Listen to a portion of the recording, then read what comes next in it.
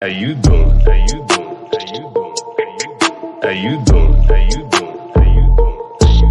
How you doing? How you doing? How you doing? How you doing? Hello everyone, I'm Manchavan, the founder and director of Talms Charity Foundation, and I'm glad to connect with you all again. Today we are going to discuss about the application process to make it easier for the applicants to understand how the application process works, at the same time what are the mandatory requirements out here. Okay, maybe if you all know, as a trans man myself, I have been through the transition and understand the specific need for having a medical transition if that's what you wish. We truly appreciate there are some great organizations, corporates, and allies who are taking care of the transgender community and their development on a larger scale. But we are here with a specific cause to make sure we take care of the individuals and their transitional needs. First, to begin with, the application link is mentioned in the description box below that you might require to start the process. Please try and understand. We are trying to run a medical transition surgery grant, which requires a certain prerequisites of documents that are being made mandatory to us to run a charity organization, right? For example, if a person is diagnosed with cancer, they would have to show their diagnostic certificate in order to receive a grant from a trust. And to make sure that happens and we follow the legitness of our process, we make sure that we also go ahead and receive certain documents as a prerequisite. In case of transitional surgeries, the documents required here are the HRT certificate from your endocrinologist, okay, the GID, which is the gender identity disorder, issued to you by the psychiatrist, and a photo identity proof to make sure your date, your picture, and the person that who is applying to on the application process matches our database. All these documents are mandatory to ease your grant process. As a charity organization registered in India, we are liable to certain audits that happen during the year and quarterly basis. We need to make sure that all the documentations that are mentioned on the applications are available for our filing.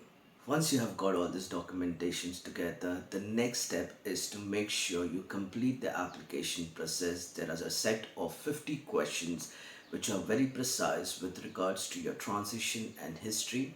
Make sure they are brief and answered, because that's one chance that you can have to really get to this grant. Post submitting your documentations, we assign you a call with our counselor team. They make sure that you are being heard and all your queries with regards to the process has been answered. Once you're done with the consultation call with our in-house counselor, you have been sent across an MOU, that's a memorandum of understanding, an email that will consist of everything, all the discussions that were made on the call. Post completing that, you can go ahead and do your consultation with your choice of doctors and hospitals and send it back to us at your earliest. The priority surgery is then taken into consideration, and a second call with our in house counselor has been placed to you to explain out the surgery and the costings that will include in regards to your surgery. Once you have got all of that and discuss everything of those aspects with us, we go ahead and send you across a self-declaration agreement. A self-declaration agreement is nothing but all the points that have been discussed till date during the entire application process. At the same time, a verification email is being sent out to your hospital in order to make sure that the consultation and the application is valid. Once we have received the verification email's reply from your concerned doctors, we go ahead and assign the last call. And finally, the last stage of the application process is a grant call. A grant call that we get to interact and talk about your transition and application in detail. We assign you a grant month based on your approval, and the grants are released in that particular month, post which you have 6 months to go ahead and complete your surgeries. Please remember, any grants that have been approved out to you are being transferred directly to the hospital's bank account.